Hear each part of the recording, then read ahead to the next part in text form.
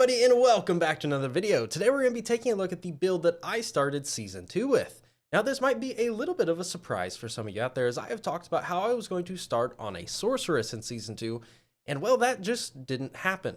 I ended up starting Rogue because I had a really cool idea for this build, and I ended up making it, and wow, does it work amazingly. Now, why is this build so strong? It's because it seamlessly flows from leveling straight into the endgame to possibly be the best and strongest endgame build that we have, especially for bossing, because we all know we want to kill those uber bosses.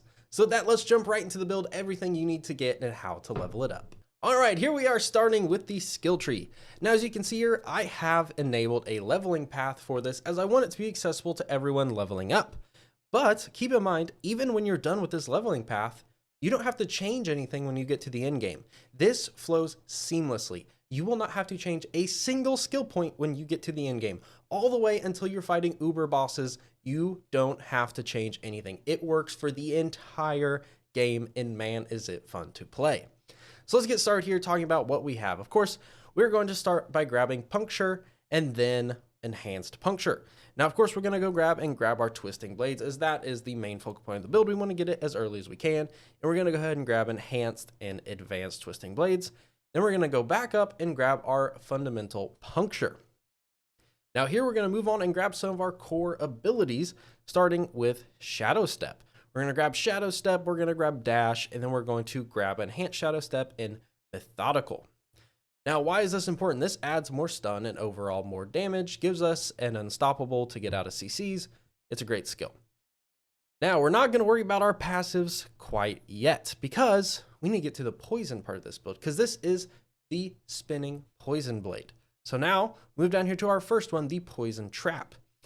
This Poison Trap is a monster for doing single target DPS. Absolute monster, especially with the buffs to damage over time.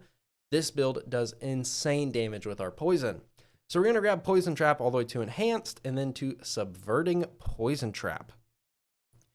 Now, here we are. We can't get to this node quite yet. So we're going to go through that. We're going to go back and put 2 points into Twisting Blades. Eventually it'll get to 5. We're just going to be leveling up kind of, as we go to get to our next node. Now we're going to unlock our final ability, and that is going to be Poison Imbuement. Now we're going to go ahead and slot Enhanced and then Blended. Now after this, as you can see here, we're going to go put our final point back into Twisting Blades. So now Twisting Blades should be 5 out of 5. Now this is the point where we start basically putting in some of our passive abilities, getting us, a nice little buff. Now where I personally started was down on this Poison Tree. Put 1 point into Deadly, 1 point into Alchemical, and then 3 points into Debilitating. Now next we went over here with Innovation, and then we just maxed out Innovation all the way straight to go, basically giving us, more energy right off the bat. Now, of course, then we went in Trap Energy, which all these are down here, by the way, Innovation and Trap Mastery. And this is, again, just to buff our traps, our poison traps especially, and again, to Adrenaline Rush and Haste. Now, this time we're going to unlock Momentum. Now, Cutthroat skills grant a stack of momentum for 8 seconds if they either hit, stun, dazed, or frozen. Now, this basically just gives us a really nice movement speed, some damage reduction, and a ton of energy regeneration, which is super nice. The more energy we have, the more Twisting Blades we can use, the more damage we can stack, the faster we can melt things. So we obviously want more energy. Now at this point, we're basically just going to be filling out all of our passives here. Like here we grab Momentum, then we're going to go grab Haste. We're going to put 2 points into Haste, 1 point into Sturdy, and then Siphoning Strikes. 3 points straight into Siphoning Strikes to help with a little bit of healing. 3 points into Weapon Mastery for some more damage, Concussive, Trick Attack, and 2 more into Concussive. We're going to max out Exploit, max out Malice, and 1 point into Precision Imbuement. Then, of course, we go back here and we are going to max out our Poison Imbuement, as this does a lot, and I mean a lot of damage. And we're going to max it out with 5 out of 5. And this should be all of your skill points. Now, this is including the 10 extra skill points we get from doing all of the Renown. So if you haven't done your Renown, you are going to not be able to finish this. You're going to be a little bit short. But assuming you've done your Renown, then you'll have everything. If you haven't, you will stop at this first exploit and you won't have any of this yet. Renown's super important. Get these skill points. It makes a huge difference. Now, before we go into the Paragon Board, and the Paragon Board's kind of boring, there's not much to do, let's look about the gears and the skills. I'm going to leave the Vampiric Powers for after we go through all the gear real quick. And let's do this. So, of course, starting off with our skills, we have our Poison Imbuement, obviously. Poison Imbuement used with Twisting Blades. Poison Blades, really, really strong. Poison Trap, super, super strong, especially if you know your enemies are not going to be running around, or you can hit multiple people with one trap. Super, super strong. Shadow Step, a really nice unstoppable skill. Basically, it's really nice to get out of stuff, but also get some extra damage. Shadow Step also is imbued by poison, so you can use that if you'd like. And of course, we have Dash, basically just to move around faster, get out of sticky situations, and move around the map a little bit better. Also can be imbued by Poison Imbuement. And of course, we have Puncture, which actually I use Puncture still, even in the endgame. It's honestly a really, really good skill. It's basically when you have everything on cooldown, you just spam Puncture until you have enough resources to cast your Twisting Blades again and do a ton of damage. Usually, just one full cast of Twisting Blades with all of your other stuff will basically kill anything in the game. But in case it's like a really, really strong boss, you will use Puncture every now and again. Not super important, but just every once in a while. Now, starting out with our gear, of course, we have the Harlequin's Crest. Now, obviously, you're not going to have this when you're leveling. You're not going to have any of this when you're leveling. So what do you do when you're leveling? Well, when you're leveling, it's simple. When you get to about level 10 to 15, you're going to get some rings and an amulet. You get an amulet at 15. Once you get a gold ring or amulet, I would recommend an amulet because you're going to have it for a while. Get a gold amulet and put Blade Dancer's aspect on it. Now, why would we do that? Here I have Blade Dancers on the weapon. Why do we put it on the amulet? When you're leveling, you're going to be going through this gear so fast that it's really pointless to spend your resources putting it on the weapon every 5 minutes. Now your jewelry, you don't need to change very often. So take this, put on your amulet, and you're good until you're in World Tier 3. That's it. You can not worry about a single thing on this list until you're in World Tier 3 if you choose to do so. It is not needed. Is just added bonus. You can get through the entire of World Tier 1, World Tier 2, and the Capstone Dungeon with just this aspect. That's it. That's how strong this aspect is for the Twisting Blades. That's all you need. Put on your amulet for the slight bonus, and you're good to go. Now, say you have, obviously, 2 other slots that you could put something in that you don't have to change very often. What would I put in them? Well, we have a few choices. Because we already have on the rings vulnerability, which is great. But we also have primary resource control. If you have access to it, I would put aspect of the umbral on a ring, and then I would put aspect of the corruption on your second ring. Because again, you're not going to change these very often. You can just keep those 3 right there until you do. Now I'll put this description down in the description down below of what the kind of the leveling would be with the Blade Dancer, the umbral, and then the corruption. Because this is for the endgame. This is when you're in World Tier 3. This is what you're aiming for. So as you see, we have Harlequin's Crest. Obviously, this is going to be hard to obtain even in World Tier 4. But this is something we're going to be aiming for, hopefully to get. And as you can see, it's a damage reduction. So what can you do if you don't have this?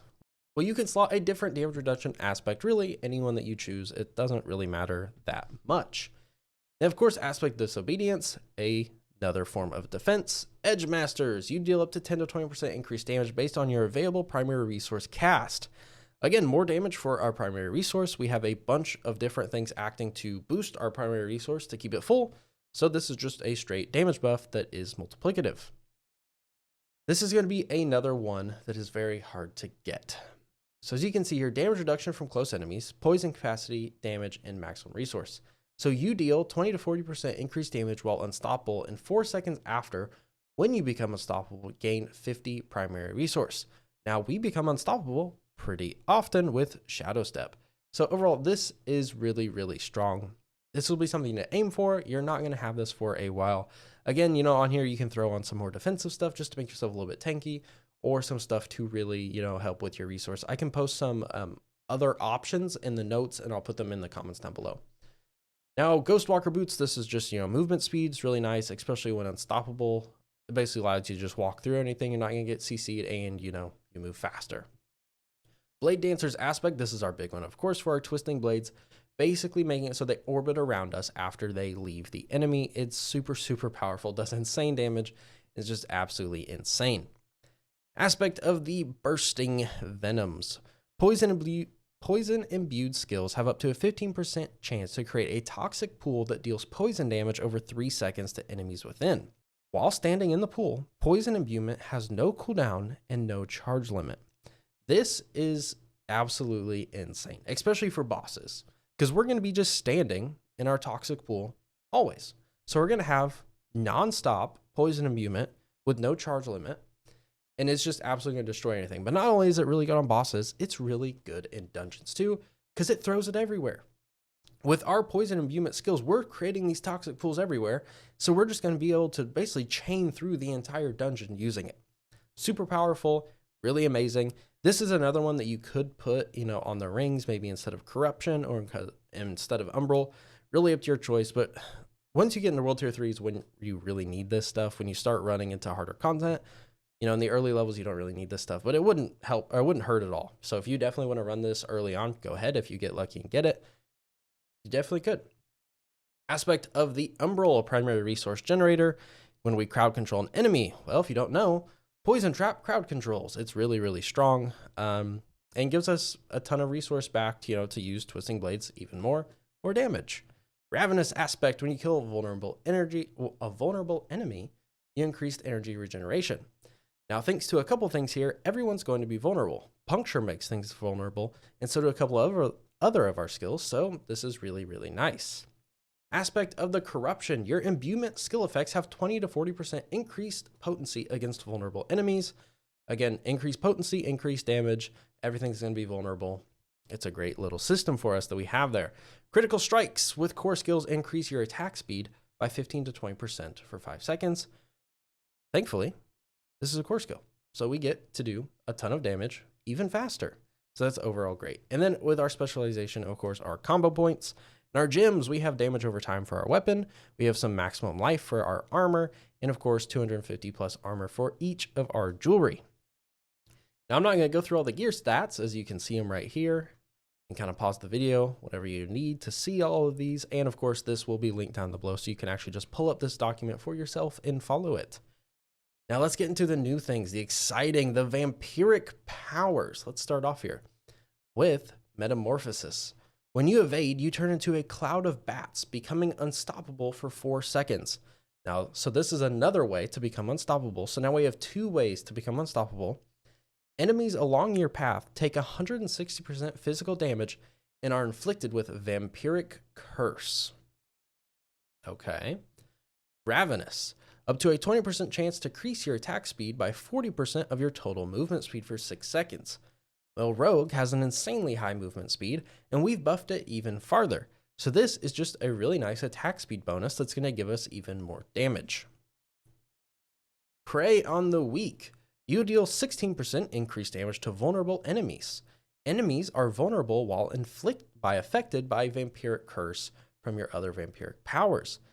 So we're spreading Curse, making more people vulnerable, and we already have ways to make people vulnerable, and we're doing increased damage to vulnerable. So this is a lot of damage stacking. Of course, all of these are multiplicative, so this is a lot. Flowing Veins. You deal 60% increased damage over time to enemies that are moving or affected by Vampiric Curse. Poison is a damage over time, and 60% multiplicatively is a big buff to our poison damage, and especially since almost everyone is either going to be moving or affected by our Vampiric Curse. So this is incredibly, incredibly powerful. This is basically going to be active 100% of the time. All right, a Curse Touch.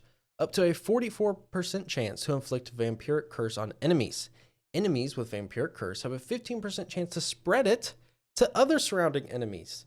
And then Accursed Souls deal 200% increased damage. So not only are we guaranteeing to spread it with this, with our dodge that comes back relatively fast, we just have a straight 44% chance to inflict it on a lucky hit, and then it has a 15% chance to spread. So we're basically just spreading vulnerability, increased damage to everybody around us, and doing insane damage over time with our poison and our spinning blades. This build, everything came together just absolutely beautifully. The way these synergize together, I am loving Season 2. There's so many different possibilities you can do, and this is why I love Season 2 so far. Now, we do have one more section to talk about, and that is the Paragon Board. And Paragon boards are kind of boring to talk about. So we're just going to hit the main nodes and you can copy it if you want. We don't need to talk about every single point because they're kind of boring. So let's start off with, in our base board, we're going to be using control and going up to closer. Now this is the starting board, and then we're using tricks of the trade with the closer glyph. We're going to be going to the right to our deadly ambush board using exploit. Now from this, we want to go up. As you can see, you can orientate them yourselves just by following the guide. Exploited weakness using combat.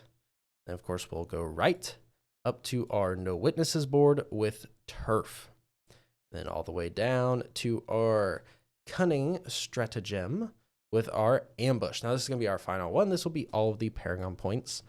And, you can just slowly work through this. And, as you're leveling up, you'll move through here, all the way up, all the way down, and around.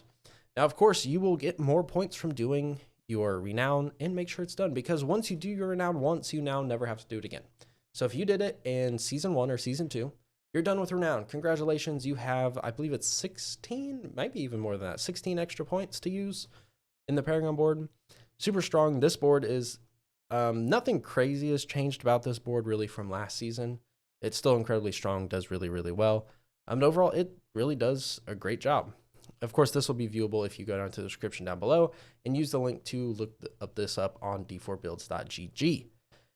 Now, of course, if you have any questions, concerns, comments, or ideas to make the build better, leave them down in the comments below. Let me know what you think. If you use it and you like it, let me know. But other than that, there's going to be more builds coming out on this channel in the very close future. I am very close to being done with a Necromancer update build, and I'm working on a Sorceress build. So those will be posted hopefully tomorrow or the day after. So stay tuned for that. Hope to see you guys in a future video. Peace out and enjoy your guys' season 2.